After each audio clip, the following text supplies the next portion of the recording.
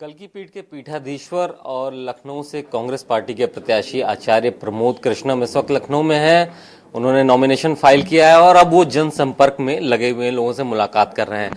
आचार्य जी खुद हमारे साथ हैं, उनसे बात करते हैं कि आखिर स्ट्रैटेजी क्या है, प्लानिंग क्या है कि लखनऊ में जो कि बीजेपी की एक परंपरागत सीट सी बन गई है 1991 से, वहां पर इस हैवी वेट सीट से वो कैसे जीत हासिल करेंगे। आचार्य जी, आप लखनऊ आए और जिस दिन से आप लखनऊ आए हैं आप सुर्खियों में हैं, लोग आपको सुन रहे हैं, सोशल मीडिया पे आप बहुत एक्टिव दिख रहे हैं, लोग आपको फॉलो कर रहे हैं। लेकिन सवाल यही है कि लखनऊ ही क्यों और लखनऊ में कैसे आप जीत का झंडा ले लगाएंगे। चुनाव का है, आपने कहा किस स्ट्रेटेजी के तहत, तो मैं स्ट्रेटेजी वाला आदमी नहीं हूँ। मैं तो भावनाओं वाला आदमी, प्यार वाला आदमी हूँ। मैं तिकड़मी आदमी नहीं हूँ, जोड़ तोड़ तिकड़म करके झूठ बोल के। मैं तो सीधा सीधा लखनऊ की गलियों में हूँ, लखनऊ की सड़कों पे हूँ।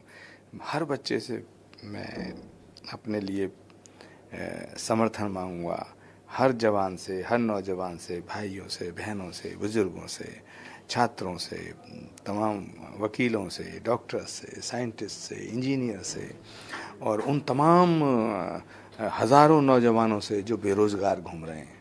मैं उनसे कहूँगा कि मोदी सरकार ने तुम्हारा रोज़गार छीन लिया और कुछ तुम्हें रोज़गार दिया नहीं। जितने बेरोज़गार हैं मैं सबको कहना चाहता हूँ कि उन्हें एक ही रोज़गार है कि इस समय इस सरकार को बेरोज़गार कर दें। संकल्प लें कि ये जितने सत्ता के सिंहासन पे लोग बैठे हैं ये दंभ में चूर हो चुके हैं, अहंकार में चूर हो चुके हैं। तो इनके जाने का समय अब आ गया। देश की जनता करवट ले रही है। लेकिन आपने कहा कि आप तिकड़मी नहीं हैं, बहुत सरल हैं, लेकिन चुनाव में तो ऐसा माना जाता है और राजनीति में तिकड़म होना जरूरी है।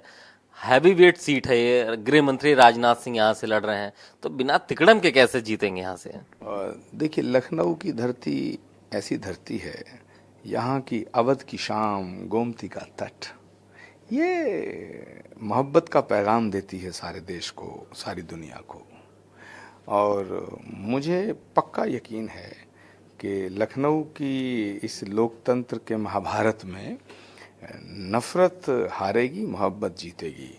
आप कह रहे हैं कि आप मोहब्बत से जीतने आए हैं, राजनाथ सिंह कह रहे हैं कि वो डेवलपमेंट से जीत हासिल करेंगे। एक लंबा चौड़ा कामों की लिस्ट है उनके पास जो लेकर के लोगों के बीच में जा रहे हैं। 5 साल तक skill India, startup India, make in India, made in India, yoga day, नोटबंदी, जीएसटी की वकालत करते थे राजनाथ सिंह जी। मोदी सरकार के फैसलों की बात करते थे। आज अपनी सभा में कहते हैं कि नोटबंदी के नाम पे वोट दे दो, जीएसटी के नाम पे वोट दे दो। बेरोजगारी देश में बढ़ गई, जिनके रोजगार थे वो भी छीन लिए, वोट मांगते हैं। पिछले 15 दिन की स्पीच निकाल के देखो, एक सभा में ये नहीं कहा कि हमें स्किल इंडिया के नाम पे वोट दे दो, हमें मेक इन इंडिया के नाम पे वोट दे दो। क्योंकि ये मेक इन इंडिया नहीं है, फेक इन इंडिया है।